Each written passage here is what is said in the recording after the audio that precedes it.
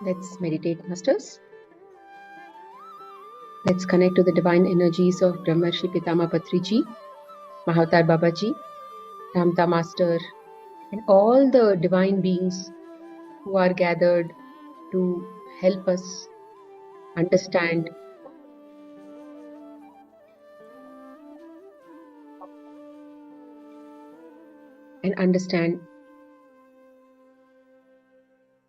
this divine design book.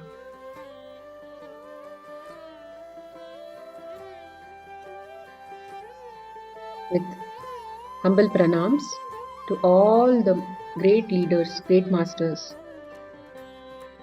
let's start the relaxation process. Sit comfortably in your chair or down. Close your eyes gently. Clasp your hands. Lock your legs.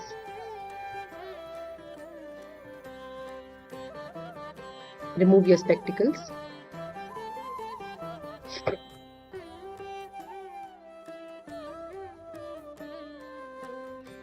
At the out breath, let's relax each of the body part.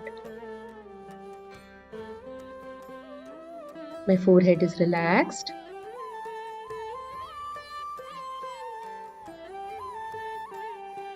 My face is relaxed. My eyes, nose, jaws, everything is completely relaxed. My neck is relaxed. My shoulders are relaxed.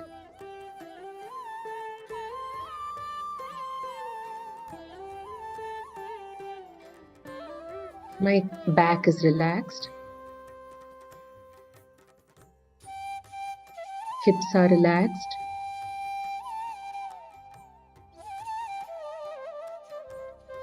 Thighs, calf muscles, feet. Everything is completely relaxed and relaxed and relaxed.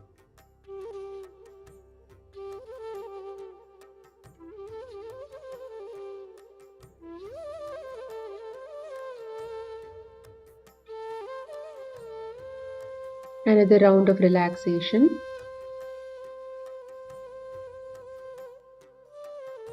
My forehead is relaxed. My head region is completely relaxed. My eyes, face, jaws, neck, shoulders, hands, upper back, lower back, chest, stomach. Relax, relax, relax.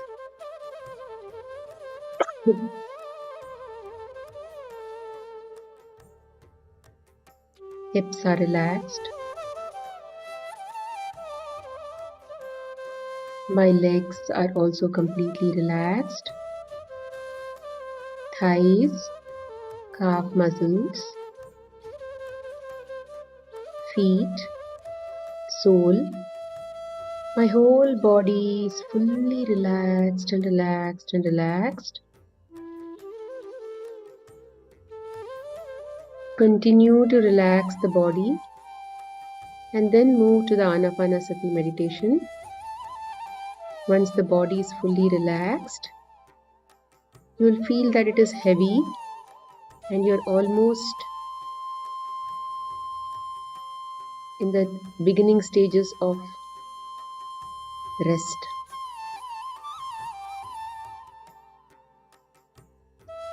Your body will feel lightweight, but it will feel heavy as well.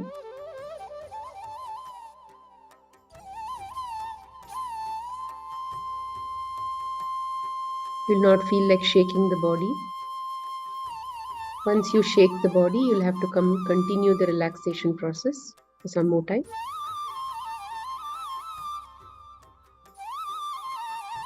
Then start observing the breath. Take your time to relax and then start to observe the breath. The more you are relaxed, the less disturbing your thoughts will be. Allow the thoughts to come and go, but you focus on the breath. Observe the breath. It's not an exercise to focus. It is not a concentration exercise. It is just part of just seeing that breath.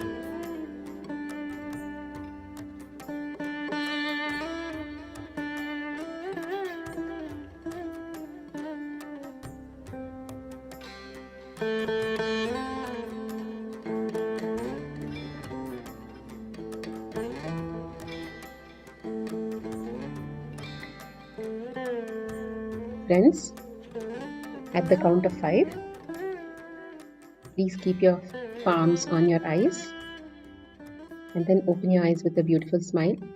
5, 4, 3, 2, 1.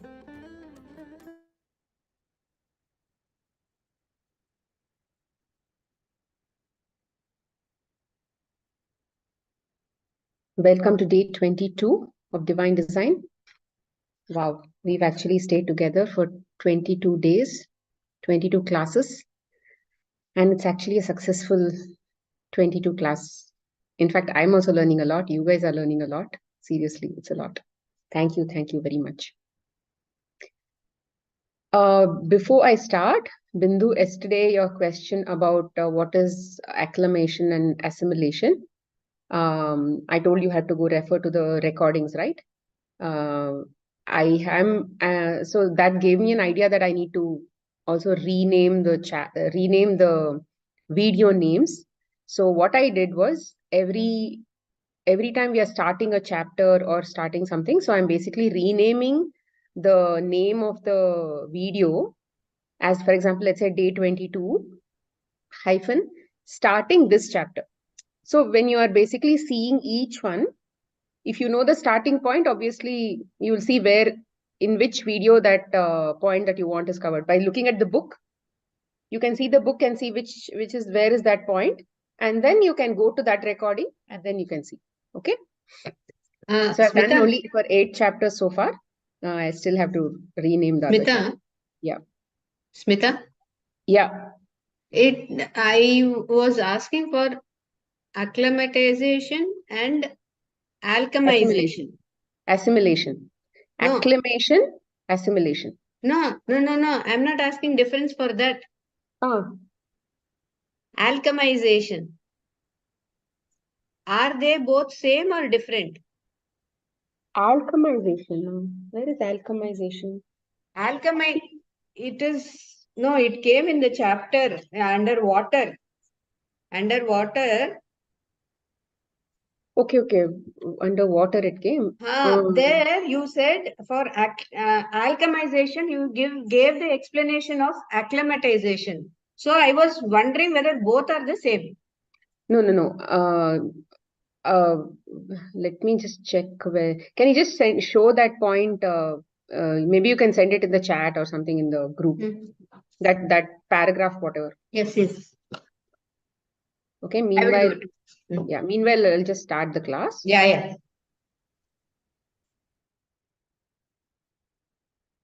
So until yesterday, we did until 6.4, where we saw that the Earth itself was redesigned to ensure that it was all wiped out. They retained few things like mountains and all of those things they retained, right? Some physical bodies they retained, but actually all the humans were destroyed.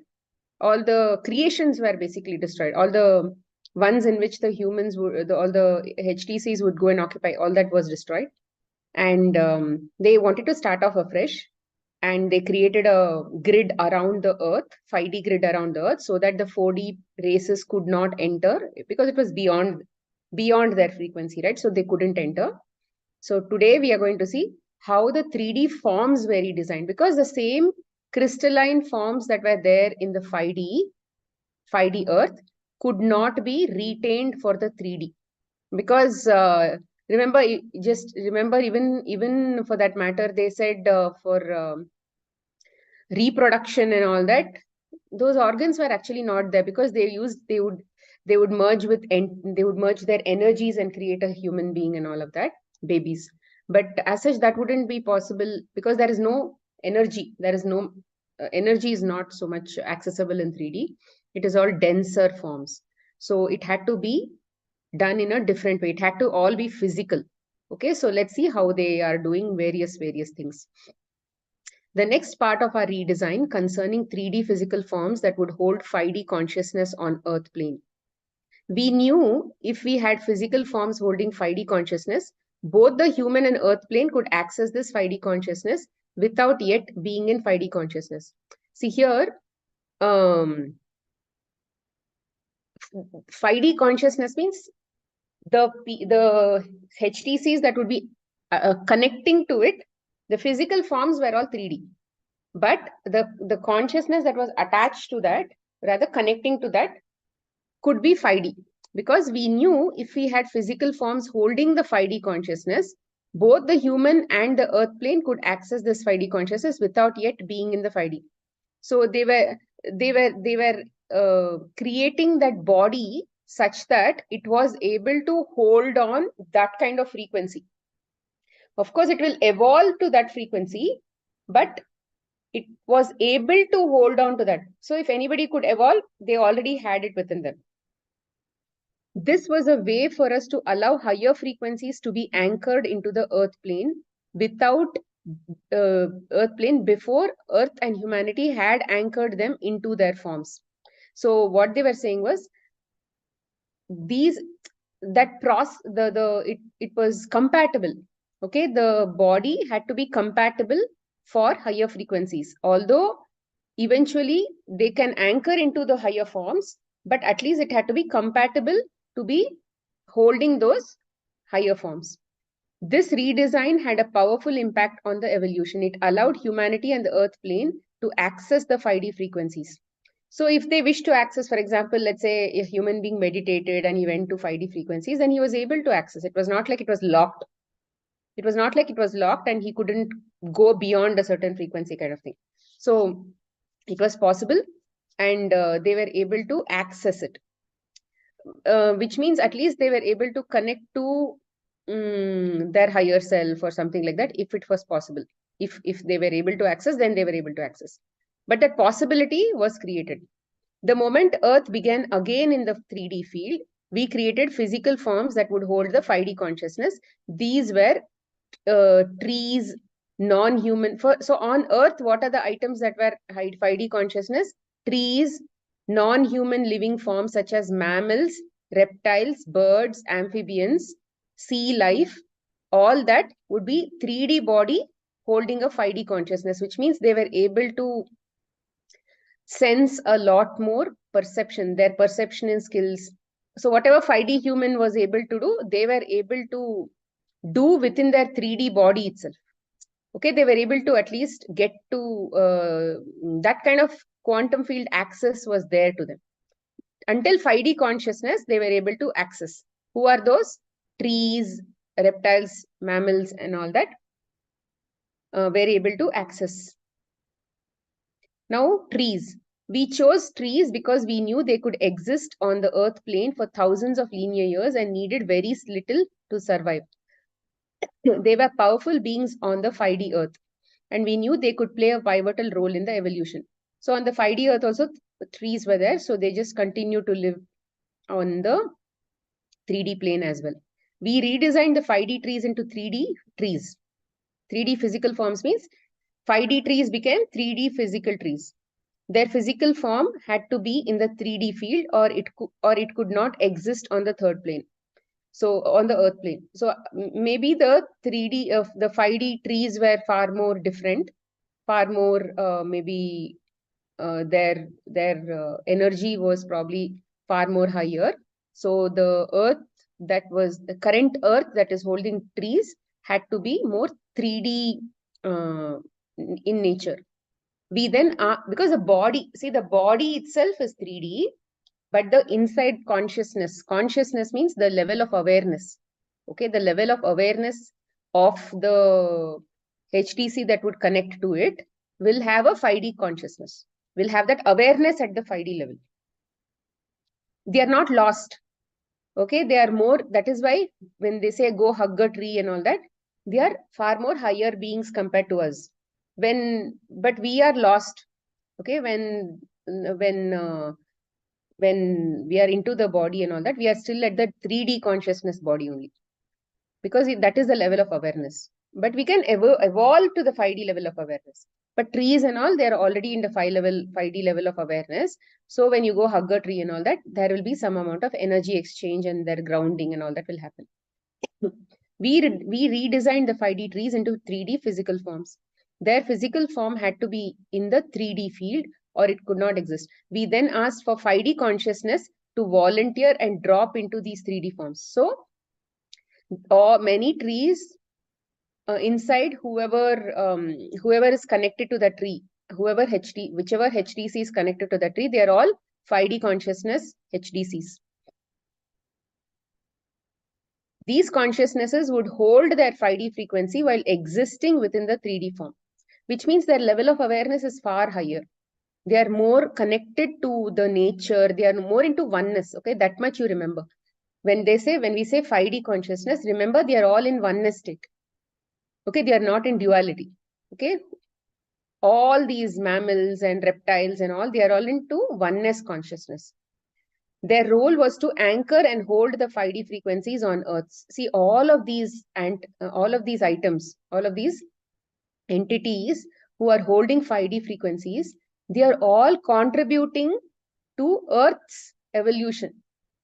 Right? See how much they say drop becomes an ocean, they say, right? See where all the contributions are happening.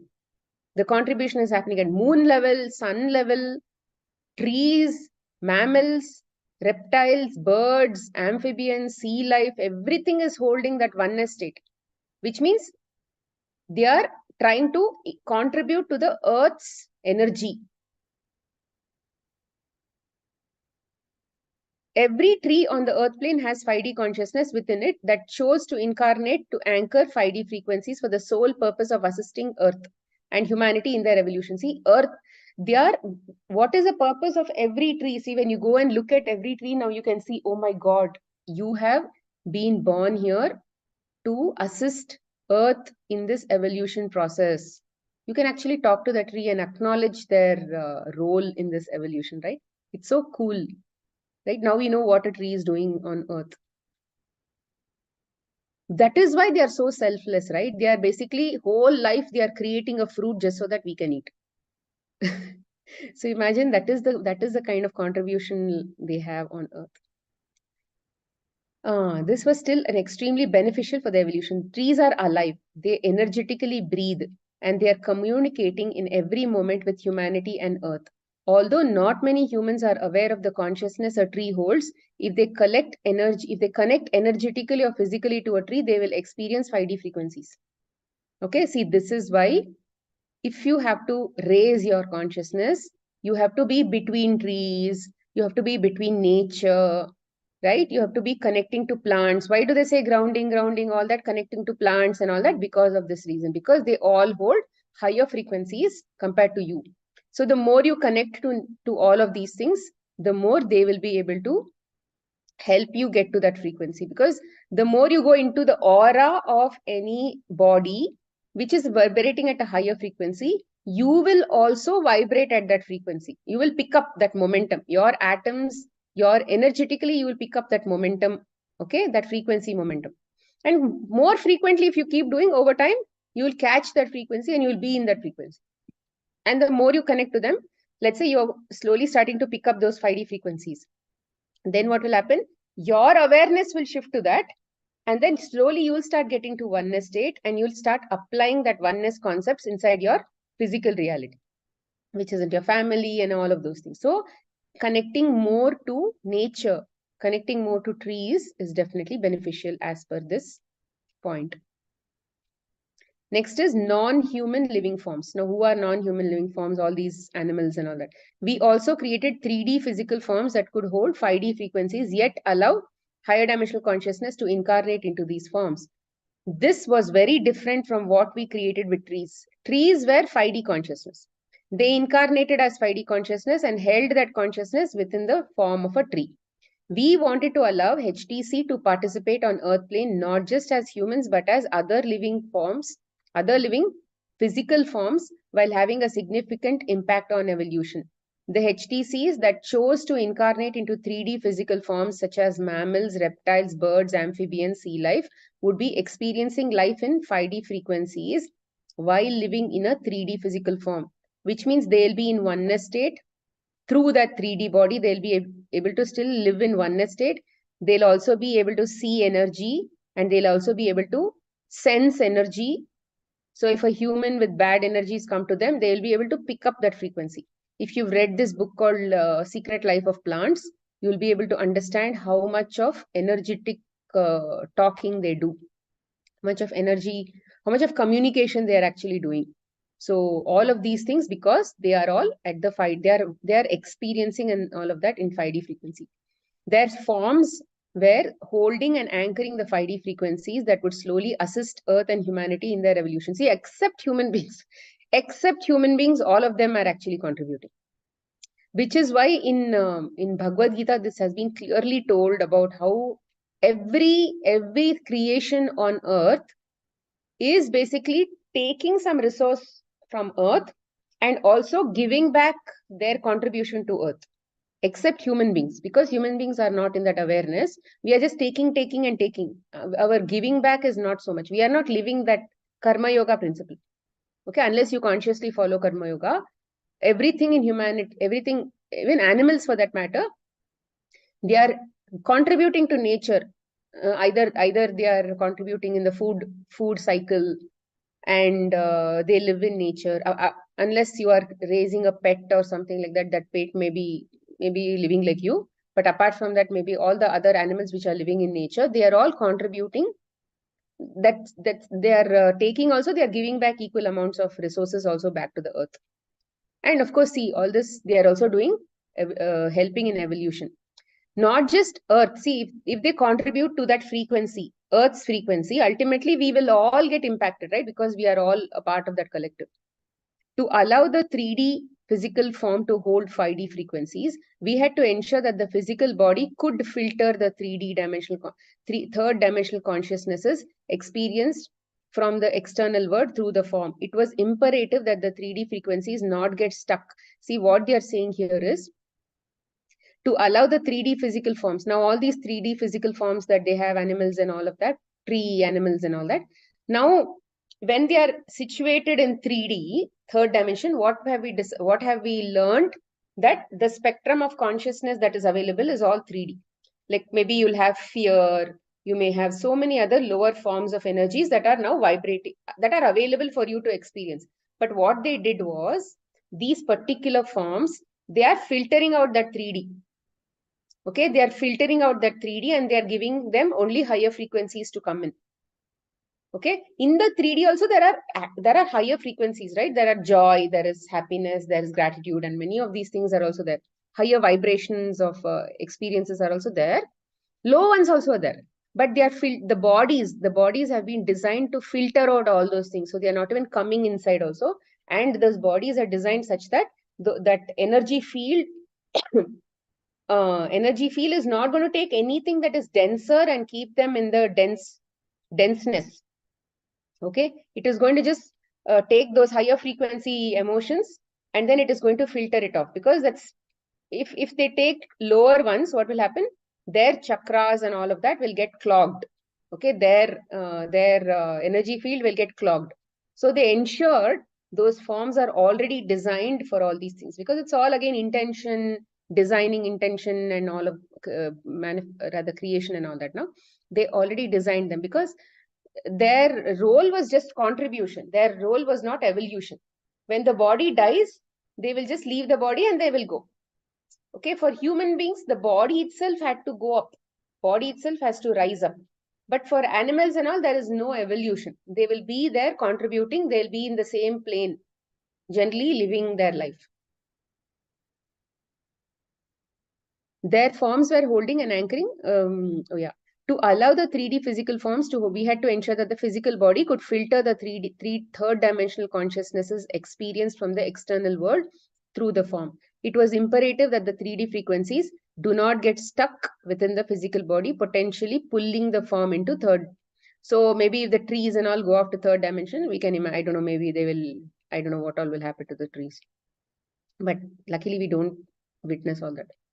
We chose to place the 12 energy centers and millions of meridians within these physical forms. Meridians are energetic cords that move energy throughout the body, like our nadis, right? Even they have nadis. So they are saying that even they have all these meridians.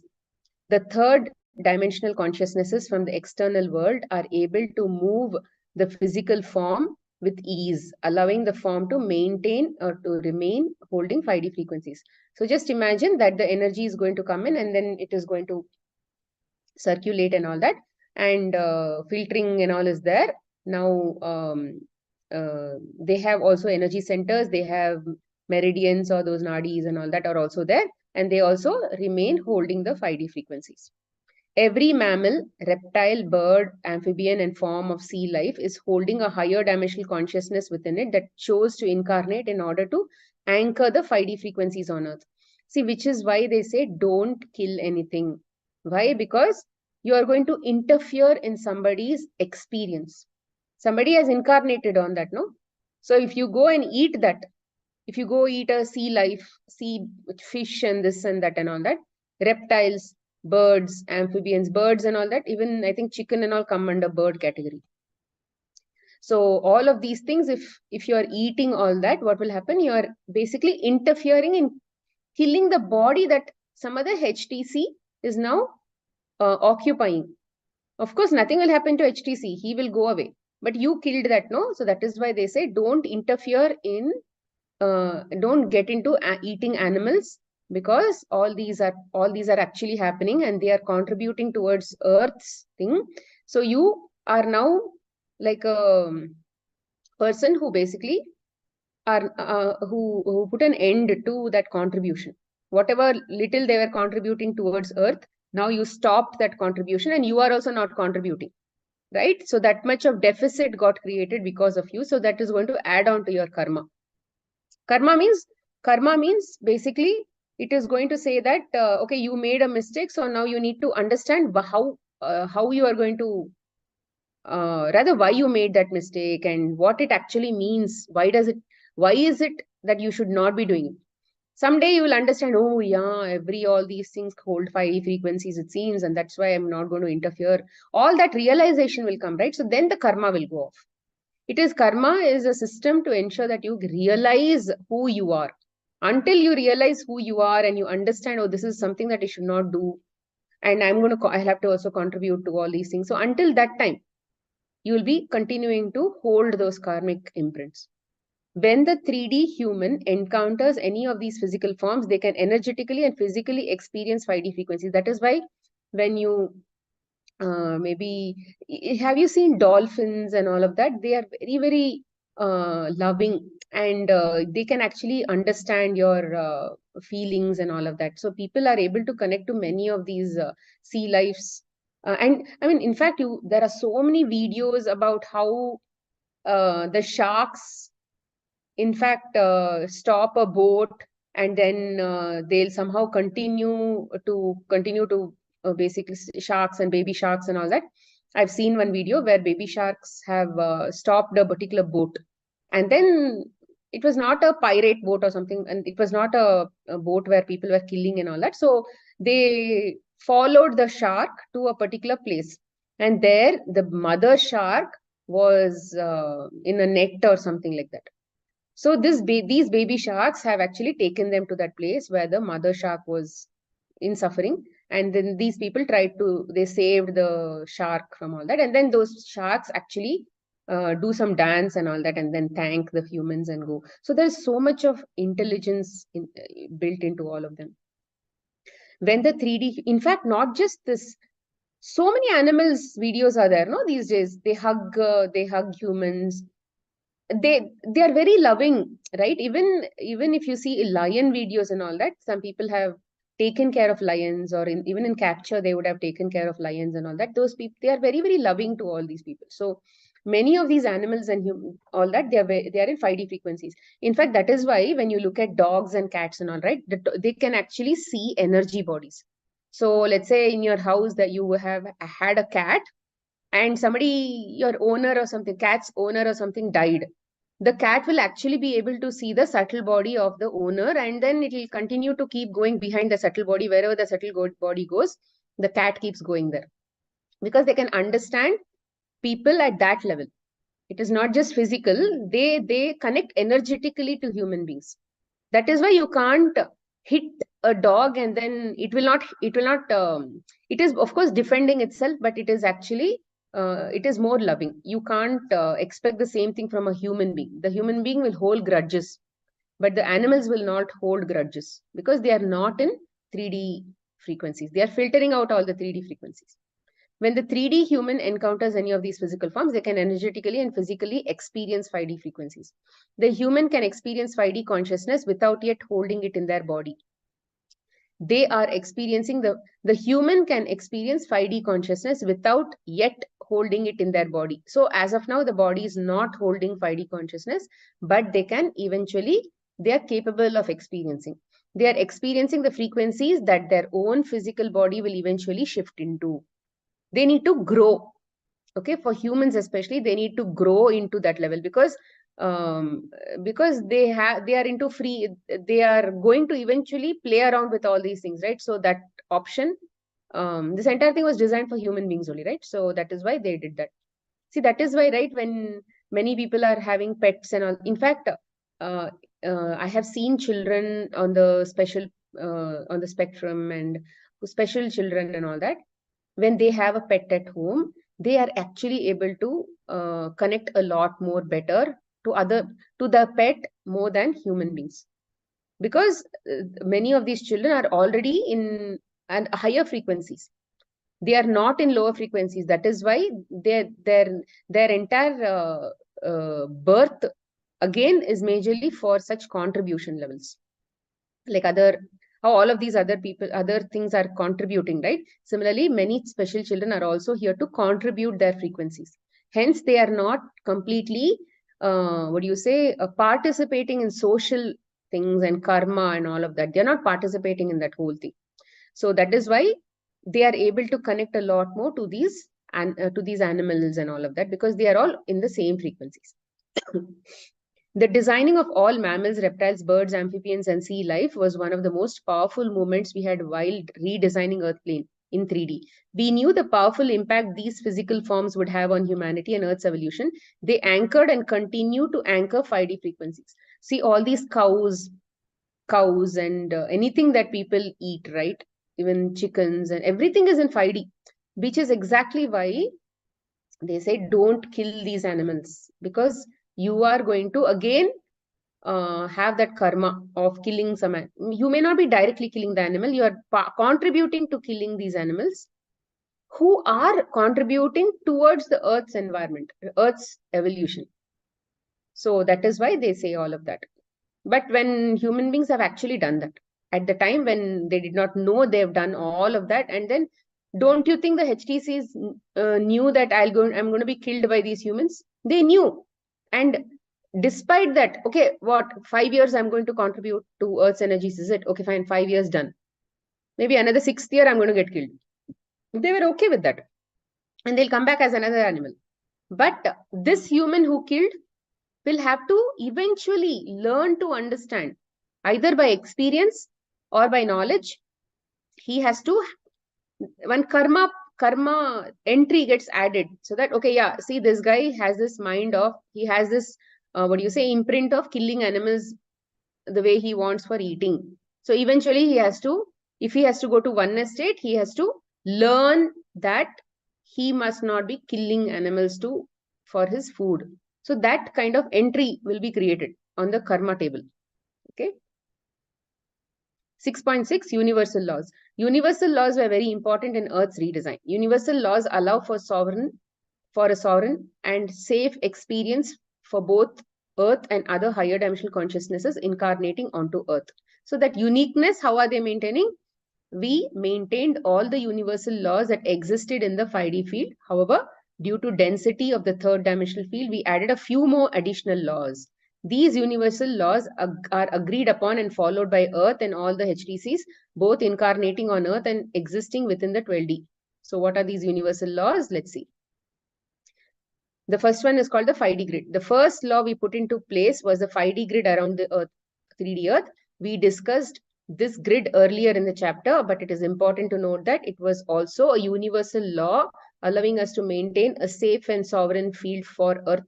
So that boundary that they created was also a law to say that this grid has been created for such and such a reason.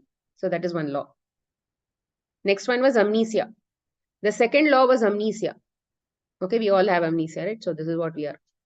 Amnesia is experienced by any HTC that incarnates into physical form on the 3D earth plane. See, imagine you call a volunteer and say, hey, you want to become a volunteer to go experience the earth plane, but remember, you will not remember who you are. And you won't know there's no guarantee of when you are going to remember also. See how much of guts we would have had to come here, despite knowing the fact that we'll not remember, right? That is why they say people who are actually on the earth plane are very, very brave. You and I, everybody are very, very brave, because we have come here knowing very well that we will forget who we are, and we will continue to keep forgetting who we are until the time that earth is in her fifth dimension. Because we will never, once we move out, right, we will go to that first level of heaven. There we are still in that, I mean, we are not in that amnesia, but still we want to go back to earth because we have a desire to go back to earth. Okay, it's still a way to get stuck only.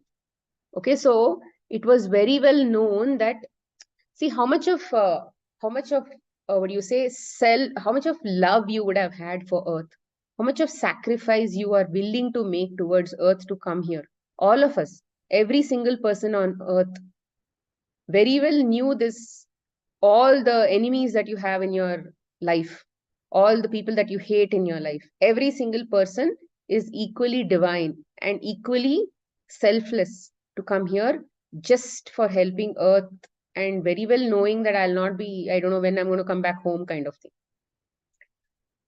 It's the inability to remember who the higher dimensional consciousness is, why they are in this physical form, and how the earth and quantum field work. Okay, zero knowledge. The reason amnesia occurs is because of the density of the third dimensional body. When the higher dimensional consciousness incarnates into 3D form, their light is dimmed by the density of the third dimension. It is as if a veil has been gently placed over the consciousness's light. Imagine that, I don't know, for example, when at some point in my life, I couldn't read very, very small characters, okay, on the cell or something. If the characters are too small, I can't, it's slightly blurry, right? Light is, it's like, if I'm at this level, it is blur, right? This is blur for me. I know that there are some characteristics. I know I can make out the shape of YouTube word and all that, but still it is blur. So that is that blurriness that we are talking about. So you know there is something, but you don't know what that is also. But here it is anyway, darkness, some dullness and darkness also. So dimmed. So in a dim light, what can you see? It will not be very clear, no? That kind of thing. It is as if a veil has been placed. Their ability to stay aligned and connected to their frequency and knowingness is weighted down by the density of the physical body. So knowingness, frequency, all that is like, so that is why we are like people who are dropped down into this to basically experience 3D. But there are all these other forms who are very well aware of what is happening. All these animals, trees and all that, moon, earth, sun, entire nature, you can call that nature in general. So all that entire nature, water, ground, everything, they all know what is happening. Even earth, right? Earth is also aware of what is happening, right? Even she is like that. So in that sense, except we human beings, everybody is aware. So everybody is contributing so that they can only raise us also up. Our frequencies also up. Such a selfless world, right? It is so much to learn from them. If the physical form can shift into higher frequencies, the heaviness or the density of that form lightens. And here I'm not talking about obesity. Okay, I'm talking about the energy. And the veil that has dimmed the consciousness within the body begins to lift. The higher dimensional consciousness with, so in Bhagavad Gita and all, they call these Arishad Vargas, right? All of these, all the major things, fear, anger, there are so many things, kama, krodha, desire, lobha, all of that. So the higher dimensional consciousness, so this is called and a dull antakarana also they call it, consciousness, conscience, okay, not consciousness, conscience, which is very dull, which is very dirty. And in Bhagavad Gita, they also compare it to a mirror that is fully dirty, okay, where it is so dirty that you can't actually see yourself in that mirror. Or there is a lot of fog, and within that fog, you can't see anything. So like that, they talk about things like that, some comparisons like that they give. The higher dimensional consciousness within the physical form begins to feel its frequency. It remembers who it is as light in form incarnated into a body on earth plane. Yeah, once it cleans up, then it will remember who it was in its light form, and then why it incarnated into earth and all that it will remember. So that is why you have to raise your frequencies.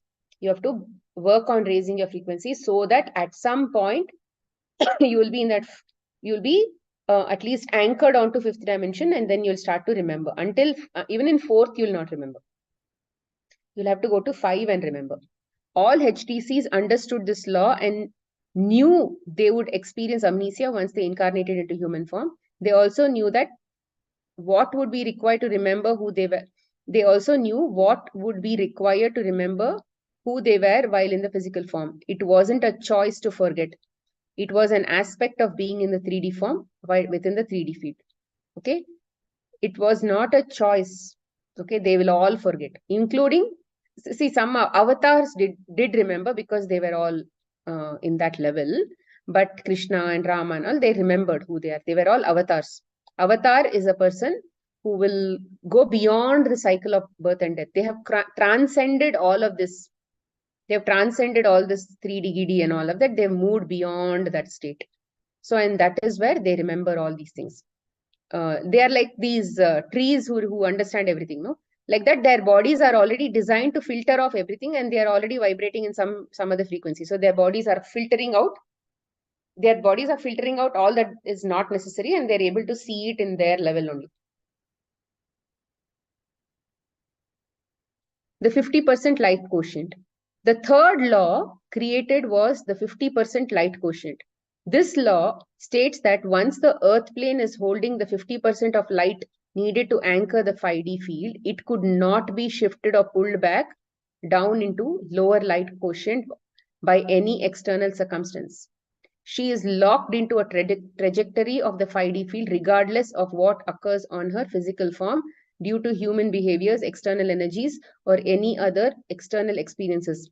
It also states that the 50% quotient, higher dimensional consciousness may assist at the 50% quotient, the HTCs may assist the earth and humanity on as well as off the earth plane. So this is what is actually happening now. Earth has crossed that 50% mark, and she has now locked herself in 5D. Now that is why all these changes are happening. That is why this whole shift, Yuga Parivartan is what they call it. All the shift is happening to push people to 5D also, because Earth has now locked her trajectory, and then she cannot now come back to any other lower forms of frequencies. So it means the combined energy of Earth has pushed her to that state. Our contribution, your contribution, everybody's contribution totally together has now pushed her to that state. Okay. Now, which means the Earth's frequencies are, Earth's body itself is vibrating at 5D. Now, if you will also experience that 5D, right? Because you're now living on 5D. Now, there will be a difference between your frequency and Earth's frequency, right? That difference will make you detox. Just give me a minute.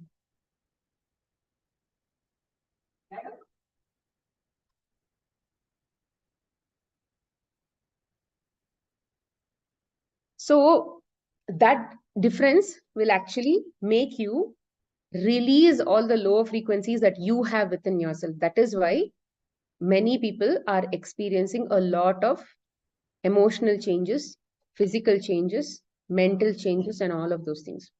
And it is very important that you understand this fact that you can expect all these problems in yourself. And it is not a coincidence that all these things happen. Okay, why did I maybe ate something, that is why this is happening. It is, I mean, you may have eaten anything, and it may have been a coincidence, but it is bound to happen whether you eat or no. You will actually shift. If you have to shift to those higher frequencies, then eventually you will be made to shift to those higher frequencies, because your soul has chosen to go to 5D earth. We've been told that there are so many souls who have chosen to remain on 3D, who still want to experience 3D. So for that, a different planet or a different path, or a different they are going to follow a different path. Okay, so that is the thing. Because everybody will get options. It's not like this is the only option. After that, the other people will not get any knowledge and this and that and all that. It's not like that. So everybody gets an option. The Earth plane's light quotient is the way we measure the progress of the Earth's evolution, shifting from 3D field to 5D field. The light quotient is the amount of light the Earth plane is holding within its form. This light quotient creates a frequency that emanates out from the Earth's form. Okay, it's the physical thing that we are talking about. This emanation creates the energetic field around the Earth plane. We measure, see, everybody has that energetic field around them, right? So they are able to measure the energetic field around the Earth plane, and then they are able to tell, oh yeah, Earth is now in that 50% mark. This emanation creates the energetic field around the Earth plane. We measure this Earth plane's light quotient by connecting to its energetic field and feeling its frequency. So higher dimensional masters and all can feel, understand energy and all that. No, so they are able to tell all. The frequency tells us the amount of light the Earth plane is holding and where it is along the evolutionary path. We use numbers and percentages as a way of expressing as energetic experience through the lens of the 3D dimension. What they're saying is, now we are talking about 50%, all those things, because you can understand all that. Because you need a reference point. But as such, we don't talk in that state. We just, they're all telepathic, right? Everybody understands everything. So, but for you to understand, we are giving these numbers and measurements and all of those things so that you can sort of, but you can, if you ask a question, oh, can you tell me what is my percentage? Is there a way to measure? No, I'll say I don't know. Because a person who is able to measure should be at that higher state, higher levels. Only then they'll be able to measure. However, frequency is constantly moving along a spectrum, and that spectrum does not exist within a numerical field. Using numbers allows a human to have better understanding of what we are referring to, but it is important to remember that these percentages and numbers do not exist in the quantum field. We are only using to communicate what is occurring on an energetic level. Remember, Earth is a HDC held within the form called Earth plane. It is her form and not the consciousness that is shifting the frequency. Her consciousness is already in the higher dimensional state. So what is shifting is her body is shifting. Okay, like how we are also shifting, our body is shifting. Similarly, that consciousness is not shifting, the body is slightly shifting. When the Earth began in the 3D field, her light quotient started at 0, it seems. Imagine, yeah, millions of years later, she's at 50. Which means the light she needed to hold in order to reach the 5th dimensional field was at 0. As Earth began to evolve and hold higher frequency light in her body, the percentage will increase. Her light quotient will go up. When Earth has anchored into 5D field, her light quotient will be 100%. I mean anchored, which means completely. Now she is locked. She's locked on that path. Okay, now nobody can pull her back. Now she's locked on that path. That is the law. That is because of the law. Here, but now once she reaches 80%, 100% and all that, then she's already in 5D. Then nobody can even touch her. Now also nobody can touch her. Then also nobody can touch her. We knew based on, nobody can touch her means nobody can again go to 3D, 4D, whatever and mess up and get her down is what they're saying. Because that dependency they removed. Remember in the past, they told that we did not foresee the dependency between people's frequencies and then that affected the overall frequency. Now they have removed that dependency. So now her form is in 5D, whether you go to 3D, you go to 2D, you go to 1D, 0D, whatever D you want, but she will be in that D. We knew based on Earth's experience in the 5D frequency that there are many external probabilities that can play out once HDCs incarnate into human. That is what I was trying to tell. The dependency they removed because they knew how many probabilities will affect her and she'll keep dropping. Because if everybody is playing like madman, then it'll affect her, no? Like at some point. So they removed the dependency once she goes to 50%. These probabilities based on free will can pull humanity and earth plane into lower frequencies. We wanted to ensure that once earth hit a percentage of her light quotient, regardless of what may be occurring on the planet, she would not be able to be pulled back down into lower quotient and lower frequency. We chose 50% as the tipping point that would enable Earth and humanity to move into 5D regardless of any external influences, including the human influence. So now, whatever we do, nothing will happen to her. She will continue to go on that path. Now it's up to us whether we want to continue or we'll have to drop off if we can't keep up with her. Okay, that you have to understand. Now that it was all an Earth's experiment, right? So Earth is now getting the importance. But you will be getting help. If you have chosen to go along with her, then you'll get help to go along with her. Then you should be willing to shed all your densities, heavier stuff that you are having in your body. All that you should be willing to shed. Okay, so that is what they're saying. Another aspect of this law allows off-planet, higher dimensional consciousness that are supporting humanity and Earth to begin to actively engage and assist on the Earth plane. So now that Earth is already in that, I mean, if the Earth is in that 50% mark, then they will also be able to easily, in the past, remember, they had portals to come into 3D and then help. Now, no need of portals.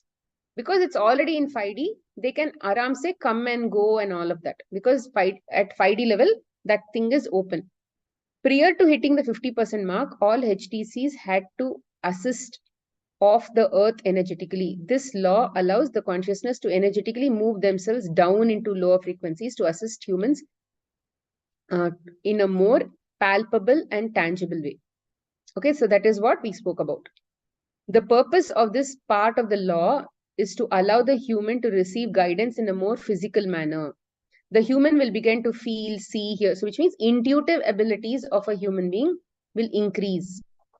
Now, it is possible that people's intuitive abilities are far more higher because somebody is able to engage with you and help in assisting you through this evolution far more in a better way and receive from HTCs.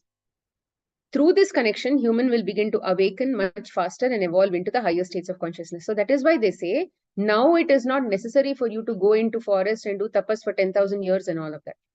Now it is very easy for you to do that because the frequency of Earth is very high and you just have to do little also for that to get enhanced into much, much more.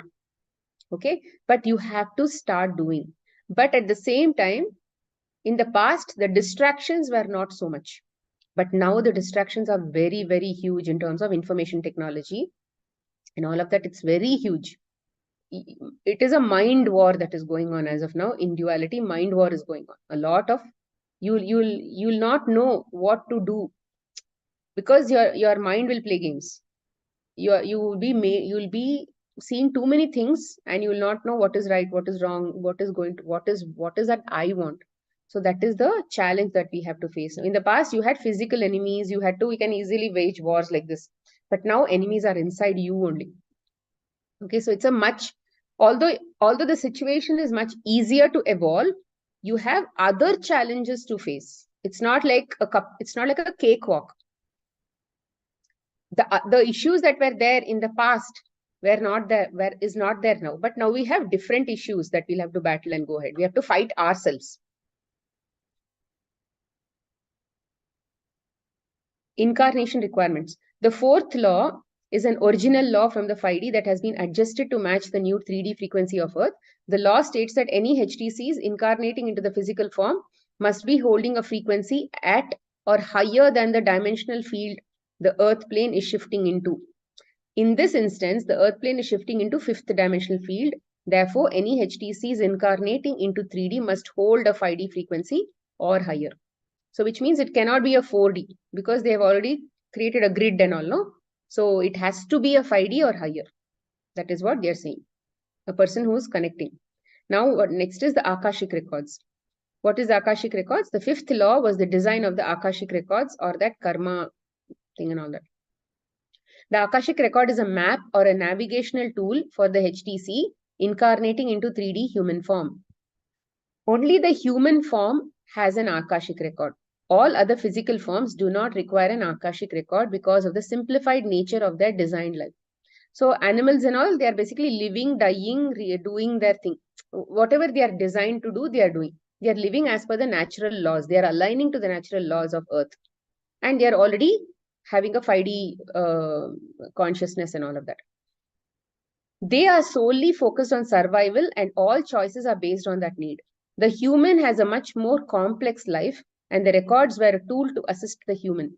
There are two reasons we saw a need for the Akashic records and both were based on the density of the 3D field. The first reason is the amnesia. Once the HTC incarnates, the human will not remember who they are, why they are in this human form and how to navigate the 3D field.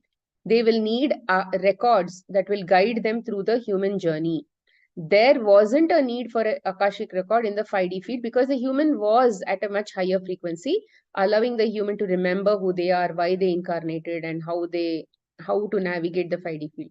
But now the second reason for the Akashic record was the duality, polarity, and the large spectrum of experiences within all this, which means it's like a record that is going to track what all we are going to go through. This is the karma. What did we do in our past life? What did we do in this life? What are we doing? Blah, blah, blah. All of those things are tracked in these records. The 3D human will be navigating a dimensional field within an infinite number of experiences held in polarity and duality. I mean, you know how much of infinite number of experiences we only experience, right? And everything is in duality. The human's free will to create and choose their reality will be dictated by right or wrong, good or bad, positive or negative.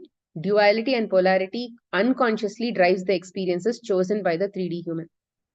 So if we have to move beyond this duality and issues, rather if we have to go to 5D, we have to choose to not see anything in our experience. In our experience, whatever comes, we should be willing to say, I'm going to look at it from the point of oneness. I'm not going to look at it from the point of 3D. What does it mean? I'm not going to say that is good or bad. I'm going to take that everything is good, like that. Okay. We need to ensure that the HTCs had somewhat organized and outlined human journeys without the distraction from the 3D field. See, there has to be a way for them to understand what all I've done, what all I've not done. All of that is now recorded. The Akashic record would guide the human through their life using the record created as signposts. It is the role of the higher self to connect to these records and guide the human being through their journey.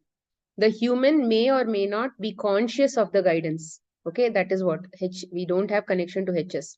Nevertheless, the HS follows the records and guides the human through their lives. For example, if you've planned to be some person and that is now a part of your planning. Planning is also there in your Akashic record. So now this HS is now going to see, oh yeah, this is the planning that we've done, blah, blah, blah. And then, okay, yeah, this is going to, they are going to come into their life and this is what is going to happen.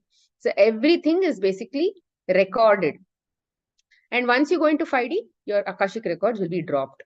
But until then, Akashic records will be there. And then that is what, when people go into higher states of meditation and all that, they are able to see their own past life and they are able to understand and all that, because they are able to, and these are not written records. Okay, they are all energy.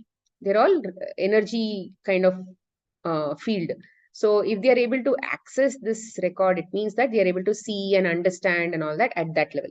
Imagine there is a cloud. Okay, if you are able to put your head inside the cloud, then you can see everything inside the cloud, no? Something like that.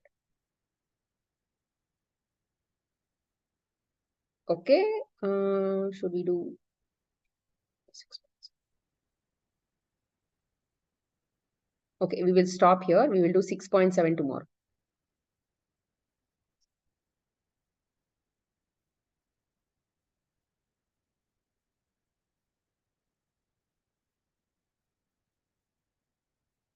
Any questions so far?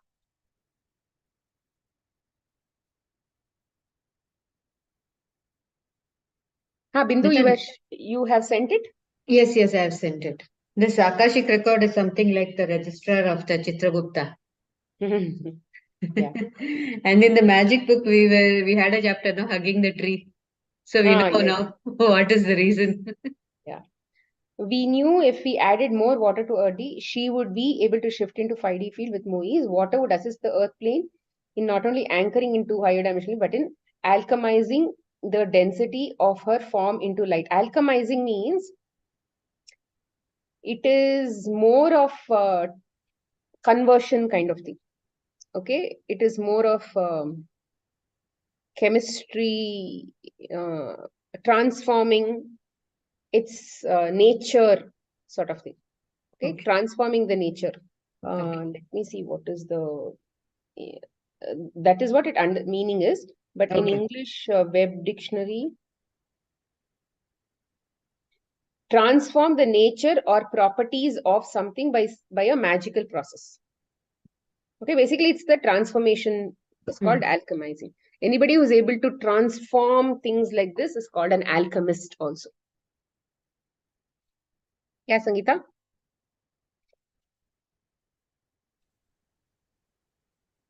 Hello. Yeah. Today, I think under Akash, no. Today, there was a statement that free will based on duality. But once we were discussing, we don't have free will. Or maybe we are talking about HTC here. Let me just open it. Where was that? Can't remember. Maybe search free will. It should be here only.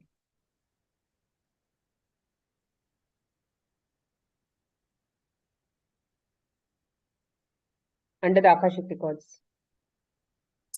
Yeah, I think so.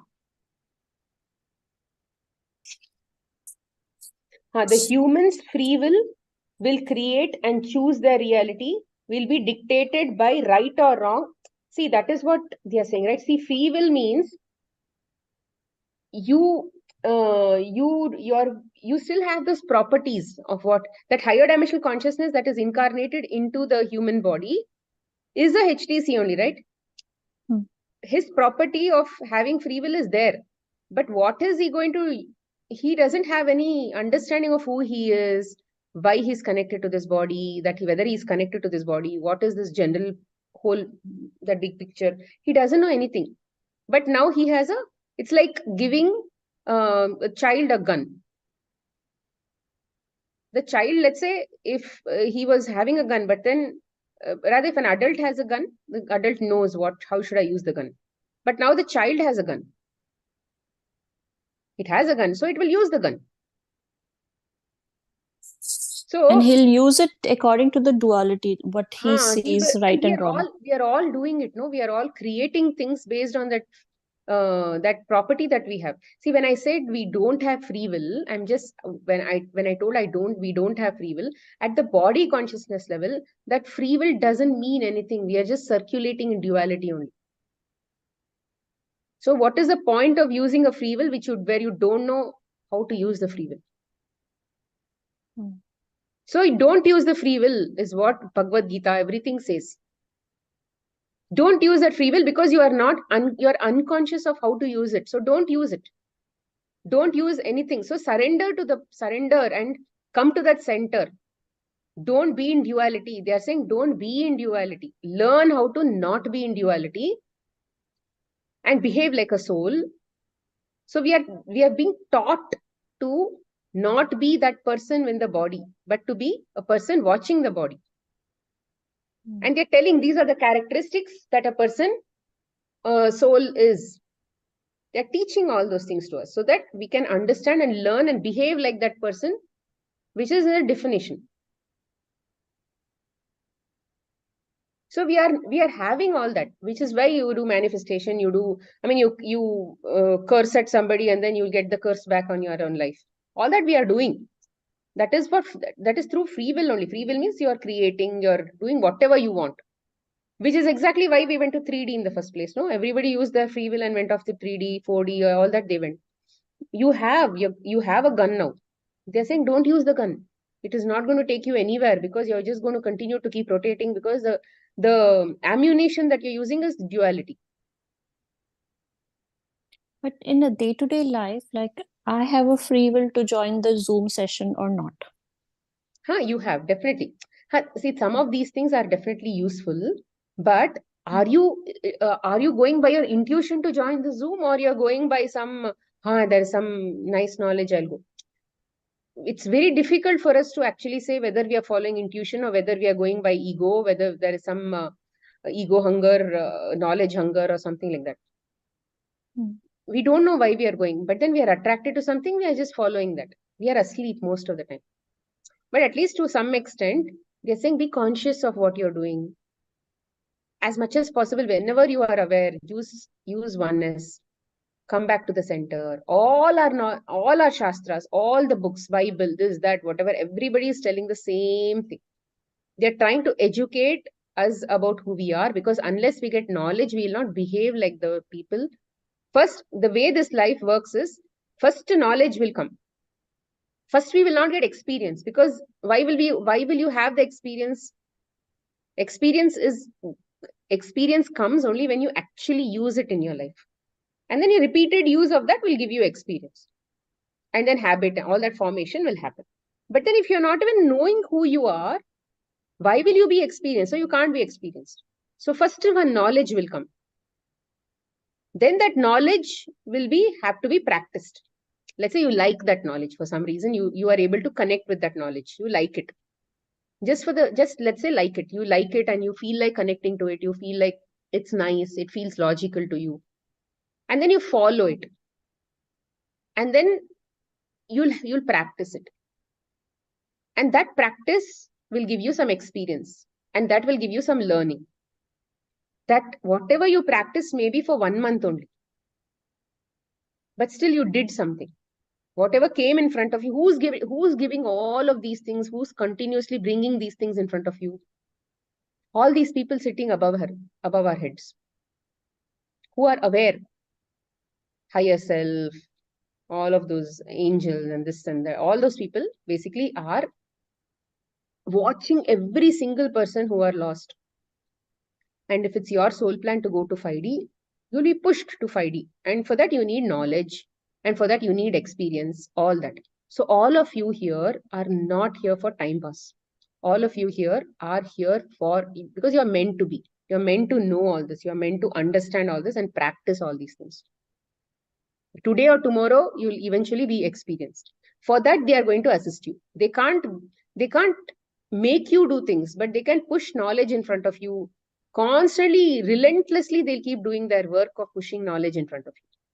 Like selfless people. But it's up to us to, at least installment wise, we need to wake up and go keep forward. We'll have to go forward. But before that, you have to understand that you have to also learn to see this 3D from a point of view of oneness. You can't be in 3D and run away to 5D by saying, I'll not look at 3D. It doesn't work. You need to finish this experience from the point of view of oneness. That is there. So you can't run away from anything. You have to stand there and apply the knowledge that you have. And then only you'll be able to transcend this space. So we are brave people. We knew exactly why we have come here for. And it's not easy what we are doing. That is why people are watching us from there and they're assisting us, because they know it's not easy. What we are doing is not easy. We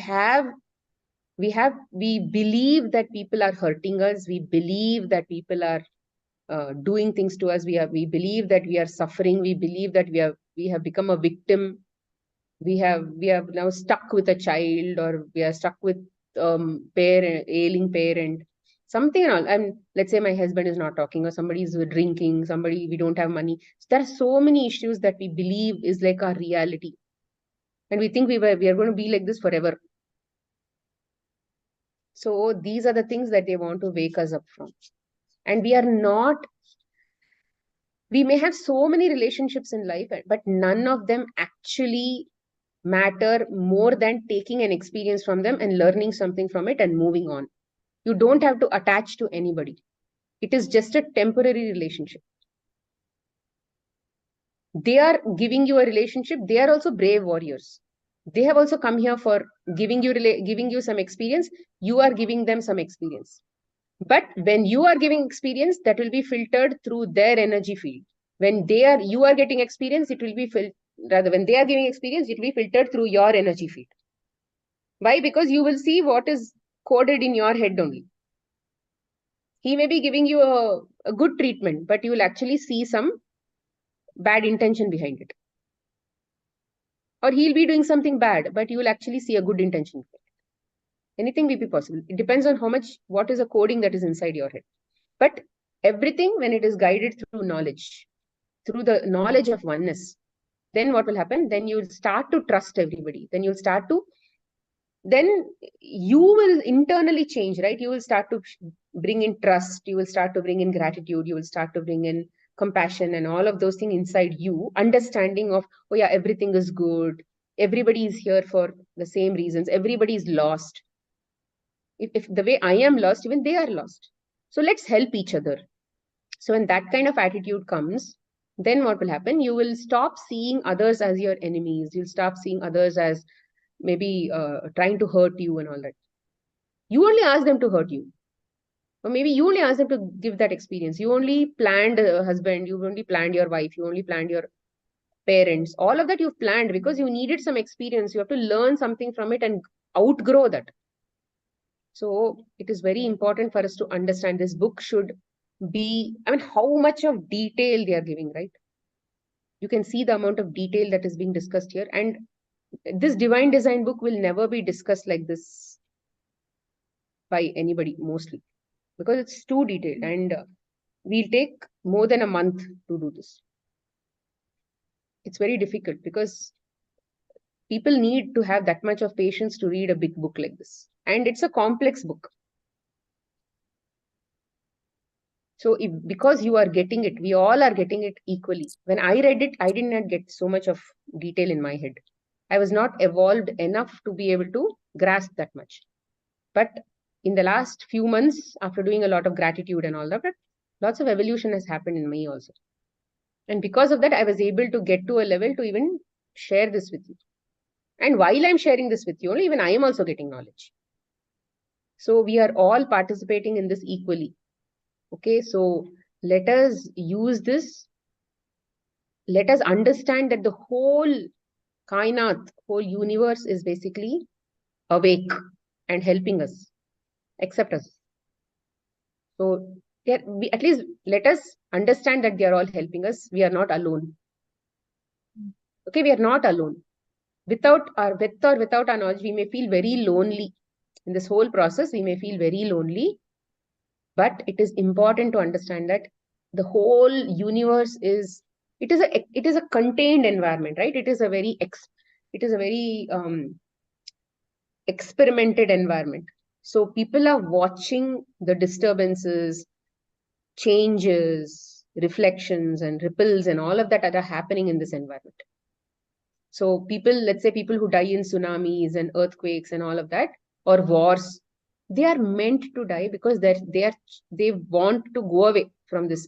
If people can't sustain this energy and they want to still experience lower 3D energies and all that, because their quota of experience is not over, they will leave and go. How will you make many people leave and go? If let's say now many people want to leave and go. So these things will be designed so that it will all come together. They'll bring all these things together. The HTCs only will plan and bring all these things together. And in some life, they would have killed. See, they are able to foresee some amount of future, right? So what they do, they kill each other like this. In some other point, they would have killed one person would have killed the other person. This time, another person will kill the other person. So bodies are dying.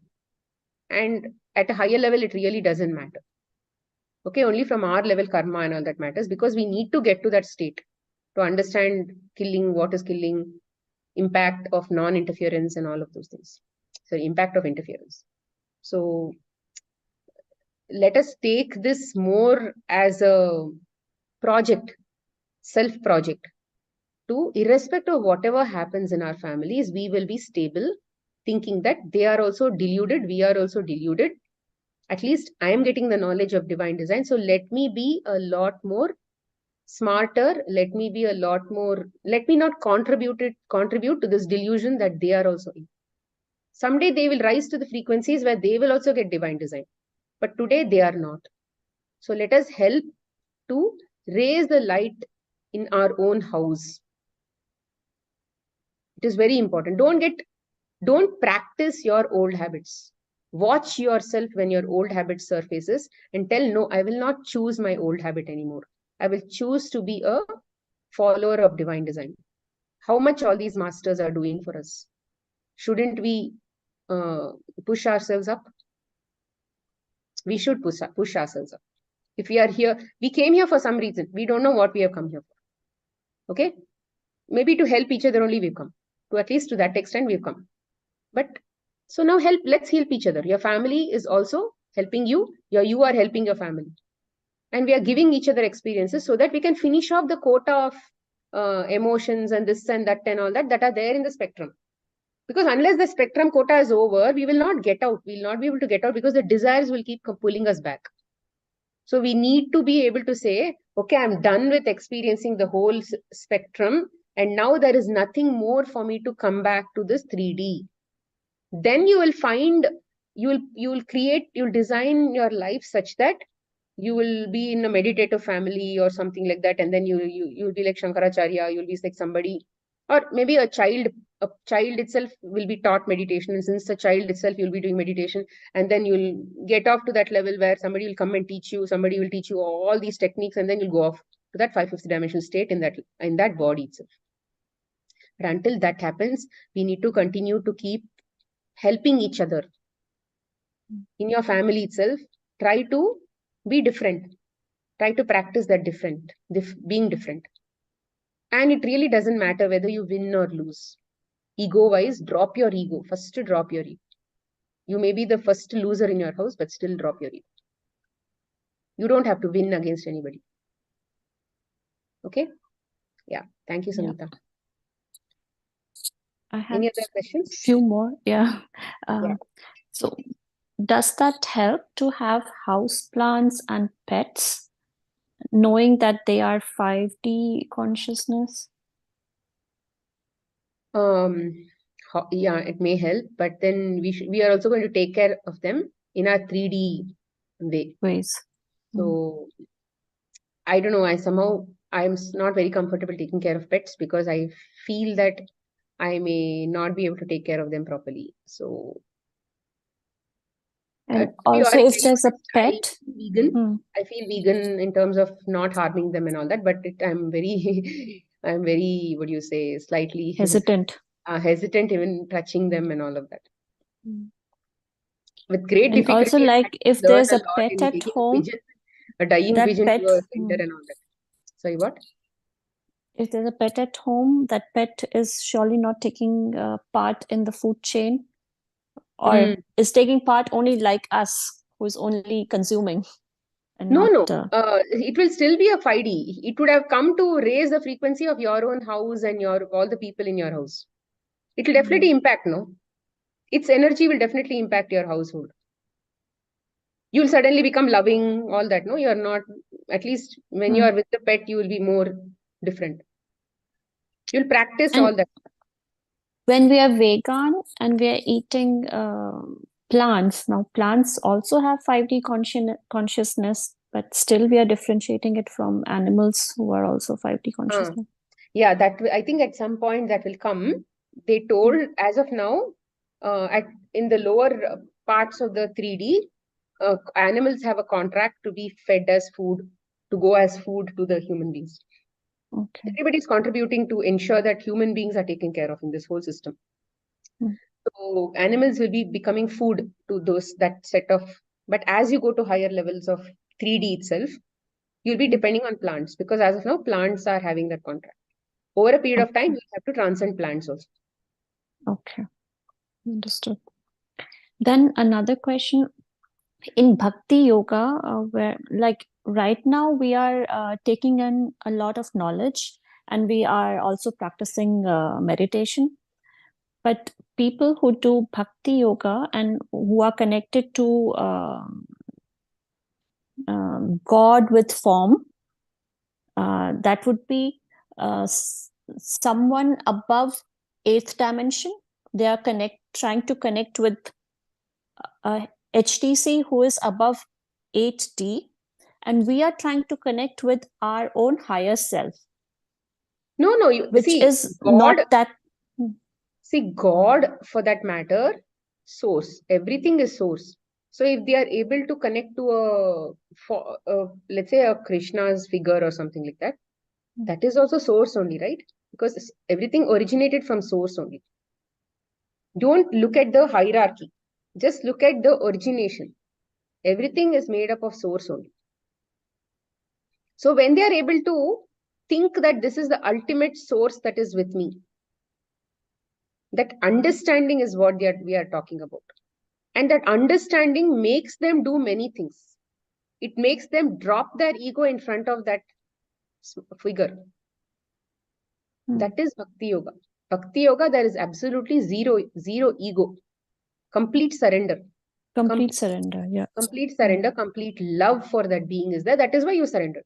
How did you get into Bhakti Yoga? Because you started serving that God in various forms, and then you became so close to that form that you're So willing to do sometimes, anything, including drop your ego. sometimes Bhakti Yoga seems to be a shortcut at reaching our destination. Like we are trying to accumulate this knowledge that yes, surrender is important, acceptance is important, and then we are trying to kind of artificially create it. See, you on can't do us. everything in every life. You would have done something in past life. How can you say that what you're doing now only, like you're not capable of bhakti as of now? Nothing really connects to me. I can't connect to any God as of now, or form or whatever. That's why I'm not actually into bhakti yoga. But why shouldn't you think that you've actually done this for a very long time in the past? Without all that, you wouldn't have come here, no, to gain knowledge. Knowledge comes only because you have got that eligibility to get that knowledge. And that comes because of bhakti only, because of the love for God. Why are you thinking about going to God now? Because you have the love for God only. Grace from God. Yeah. Because of His grace only. And we can't do everything in one single life. It comes across lives. And we now don't remember other lives. So that's why you can't actually sum it up. Okay. Thank you. Thank you. Any other questions?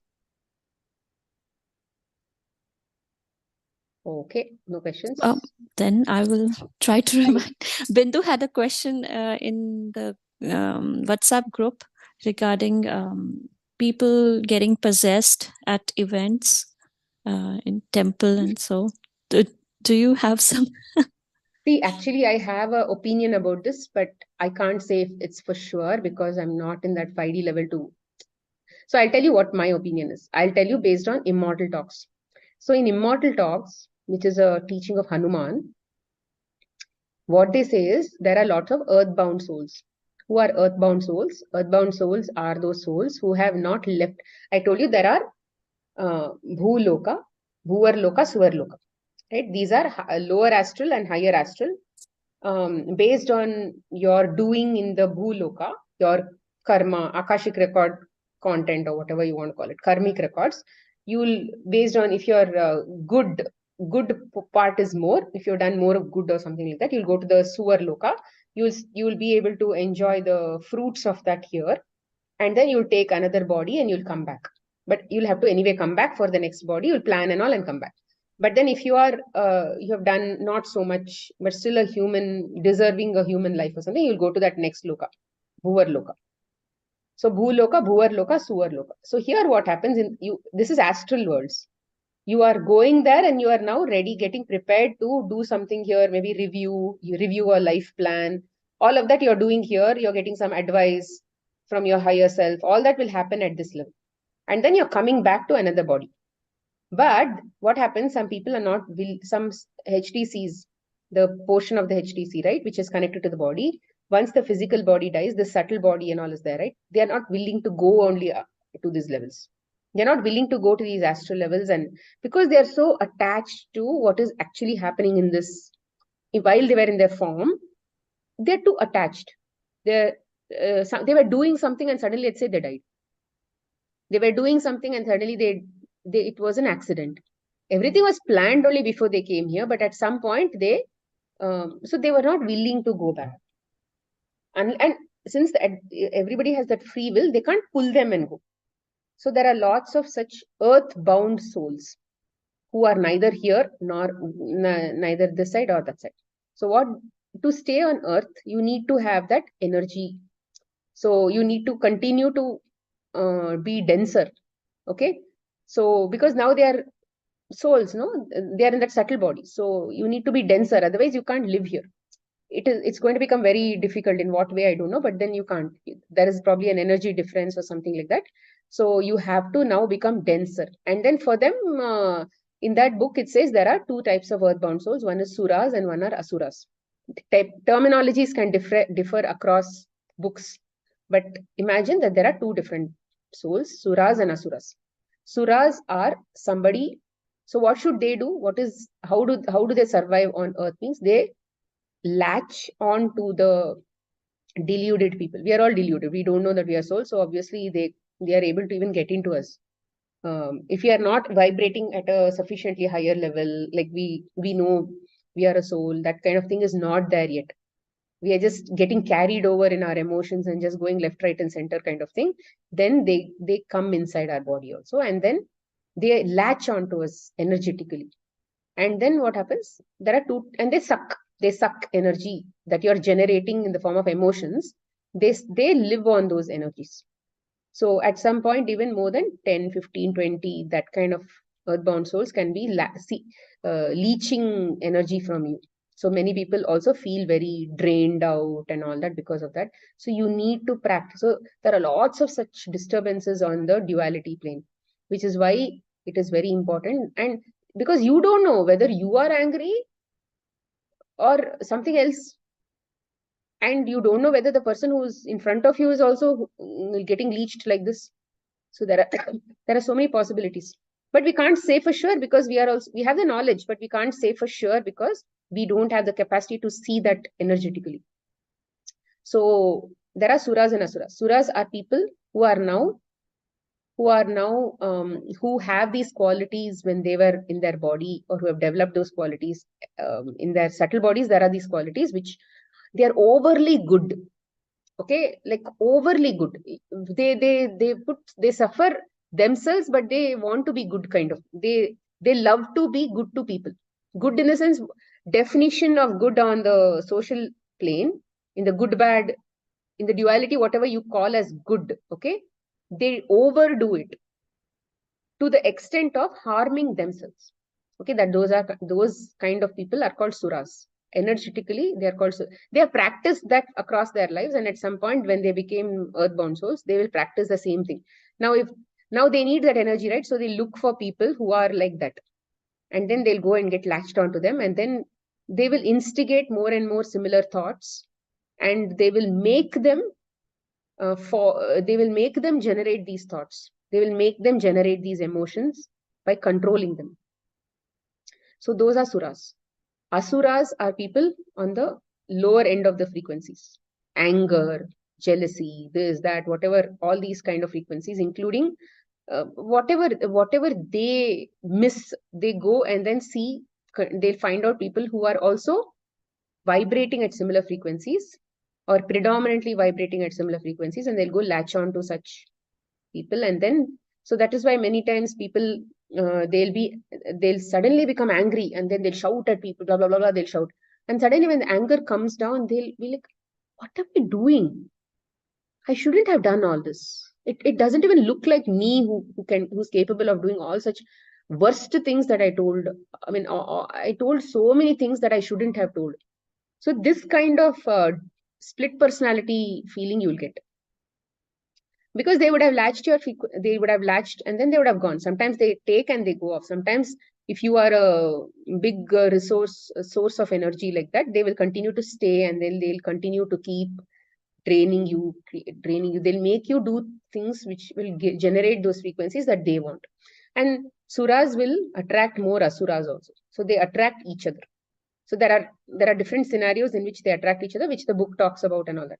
So in my opinion, when in these religious places and all that, or weddings or whatever, if they say, if you see somebody who's possessed, I personally believe that there is a similar earthbound soul, and this person is also vulnerable for those kinds of things, and they attract similar suras into them, and then the suras qualities will be performed by these people.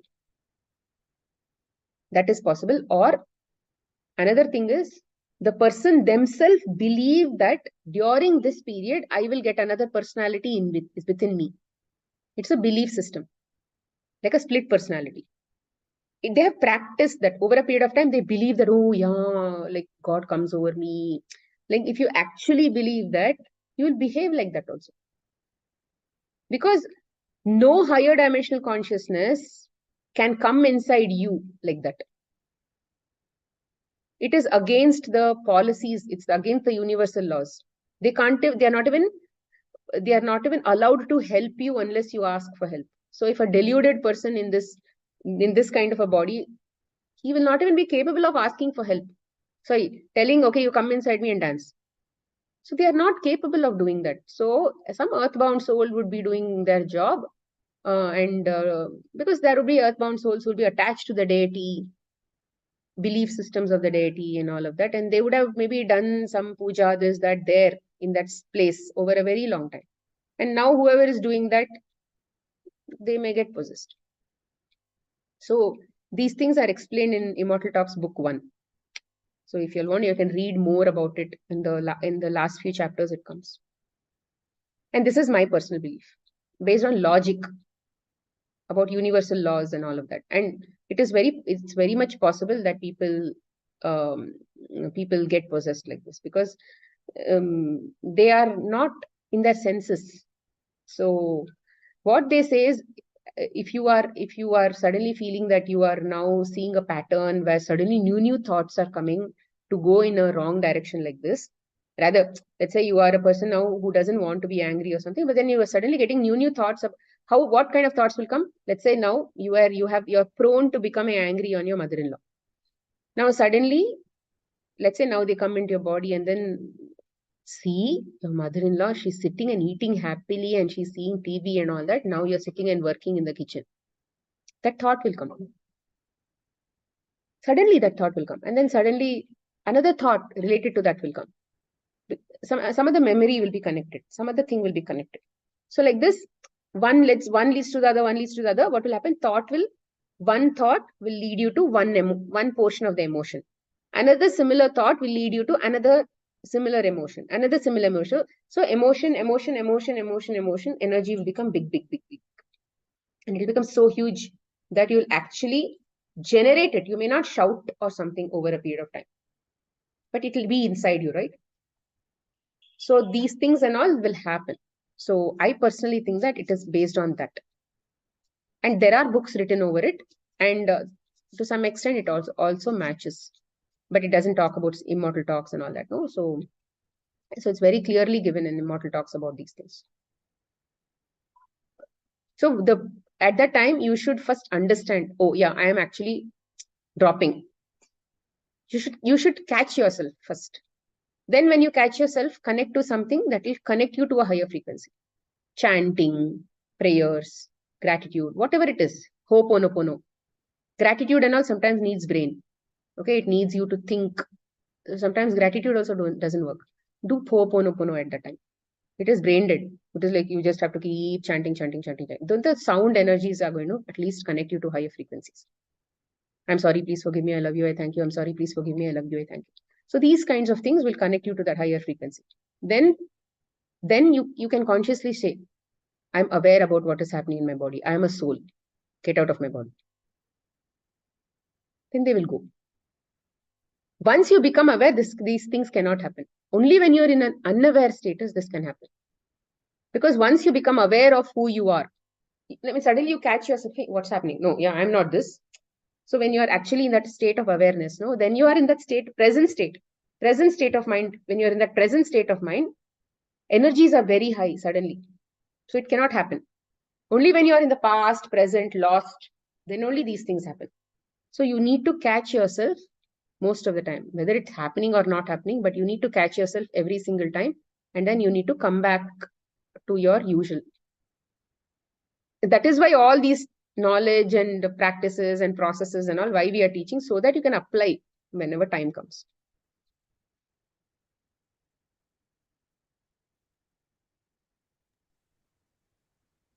Okay, read that book if possible. I got a word, Ho'oponopono. What is that? Ho'oponopono is a Hawaiian prayer. Okay, so it's a Hawaiian prayer, and they personally believe that you are 100% responsible for your own experiences and all that, no? So which is what we also believe. So for that, what they say is, keep chanting the words, I'm sorry, please forgive me, I love you, I thank you.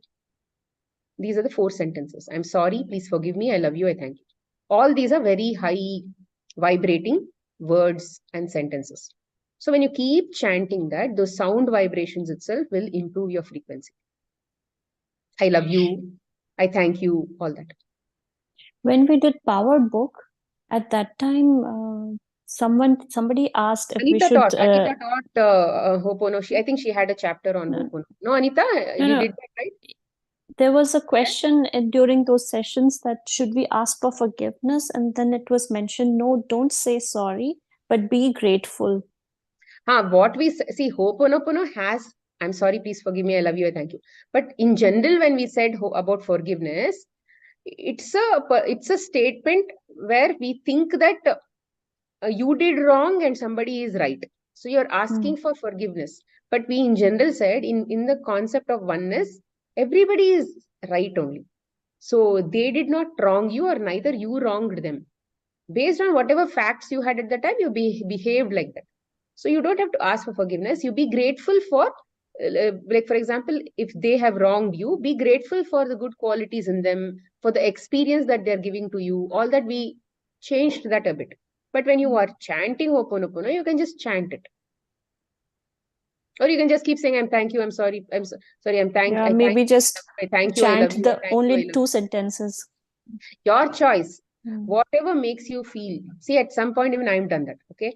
At some point, even gratitude also will not come to your head, because the intensity of that low emotion will be so high that you will feel uncomfortable to do gratitude, because that restlessness will be there. Restlessness to be in that low emotion will be there. To handle that low emotion, to face that low emotion, to even observe that low emotion, you need slightly a higher frequency. You need to vibrate at a higher frequency. Then you can observe. So until that time. So, but yeah, so chanting Ho'oponopono really helps. Okay, thank you. Yeah. I have shared this Ho'oponopono in our Divine Design group. Okay, sure. Thank you. Thank you so much, Anita, for the Zoom and the music. And it really helps us. It was very beautiful. Anita, you did that Ho'oponopono chapter or something, no, that time? Yeah, it was not a chapter actually. It was just a short topic which we covered. And it was just like those 4 sentences which they are supposed to say, and they should mean it while saying it. You know, they should have that feeling that I'm really sorry. The whole process is like that. We are responsible for whatever is happening. You know, we are the cause of that effect. So that's why we have to say all these 4 sentences and mean it while saying it. Yeah. See, if he wronged you, it is because you created that reality. Yes, for my experience. Yeah. So in general, they say be sorry for not being aware, kind of thing, and then you did that, no? So yeah, and we are also responsible for our reaction. So whatever has happened and the way I have reacted, I'm sorry for that. You know. It's like that. You are Because basically connecting to source and you're saying all this. You're yes, not telling that person. no, no, no. It's mostly like a chanting. You just keep Yeah. chanting, your vibrations will increase. Yes, and actually you're saying to yourself also and to the divine also, and not to that second person with whom you have that an issue. But yes, as these words are having a lot of power, as they are being used a lot, that's why people they say to practice these sentences. And while saying, you should mean it. Observe each sentence which you are saying from your mouth. Then only it works.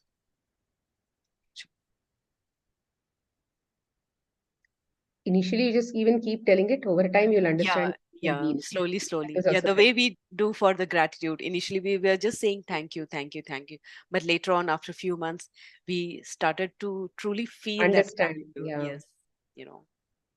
Sometimes it starts there as a rote and then over time it works. True. Yeah, And Sangeeta? is this chanting done only when such a crisis situation has occurred, or it's done on a regular basis every day, kind of? If you do on a regular basis, the person who teaches this, Hewlin, Dr. Hewlin, he practices this 24 hours, which means even in his sleep, he has a subconscious programming that he's done to himself to keep chanting. So, and he was able to ascend to higher levels of frequency because of this chanting. He is able to see energies and all that as like a 5D human. Okay. And you yourself will start getting that intuition. Okay, let me work on this, because somewhere you start feeling guilty about whatever has happened. Then switch over to Ho'oponopono, or you can do the gratitude also by, just checking out the positive part of that, whatever has happened. So you have to dig in for the diamonds in that situation. It's like that. Practice it and see whenever. That is what I do when I'm not even able to do gratitude also. I'm not able to think straight. And I know I'm in some low frequency, maybe something. Then I usually do Ho'oponopono. I keep chanting, chanting, chanting. Maybe for 15 minutes when I've chanted, or half an hour when I've chanted, Wow. it actually some clarity comes to your head. From there on, you are actually like okay. You can think straight.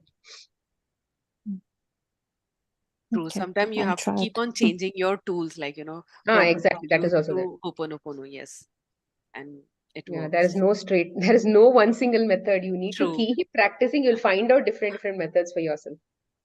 Depending upon our vibrations at that time, we will be attracted to what to do. Exactly. Sitting in silence also helps sometimes. Mm. Don't meditate also, it's fine. Just sit simply. That also helps a lot. Correct, correct. Nowadays, meditation has become like so powerful. My body gets so heavy. Wow. Very good. Within few minutes, like within 5-10 minutes, not even 10 minutes, within 5 minutes, my body completely becomes so heavy. Sometimes by the end of 1 hour, it is like I have to literally wake my body up. Mm. It Yeah, would be like mind will be solid awake, sitting. but you don't want to touch your body. You want to shake. You don't want to shake your body like that, no? Yeah, Yes, it will become like that. yeah. Especially in the evenings. Nowadays, in the morning also it happens, but evenings it is even more very powerful. Probably because of you all only. You all do meditation so much, your vibration is transmitted wirelessly. Oh, evening means this divine design class, huh? Yes. With you Oh, all. good, good. Yes, Manjula, you had a question? Yes, Smita. So I thought of putting this question actually in the chat. But I thought it's like, because it was more like a personal question. Then I thought it's like if I ask it, might be someone also might be looking for an answer. So we keep iterating on coming out of the duality, right, Smita? But if you see in a workplace every day, we have to choose between a good and a bad. That we have to keep coming up. Say, for example, I'll just give you an example: appraisal. We have to choose one good candidate and one bad candidate. If I don't do that, it doesn't do well with my karma role, which I'm doing for my karma. So in that case, how do you navigate the situation, Smita? See, what I would do at that time is I would have facts with me. Maybe something where they did their performance up. You are not going based on likes and dislikes about a person. But Yes. you're looking it based on facts.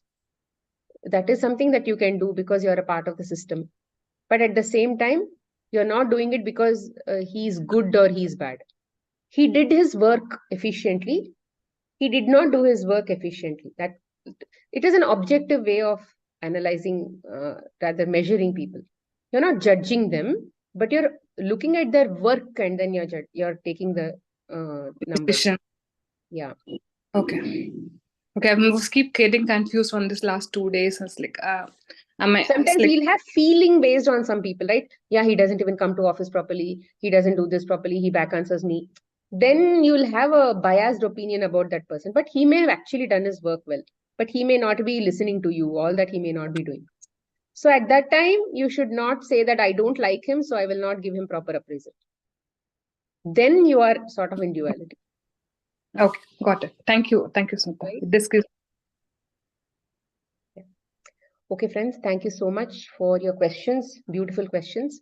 And let's take leave. Thank you for people who have joined on the YouTube also, and for people who are joining the recording. Be blessed. Bye.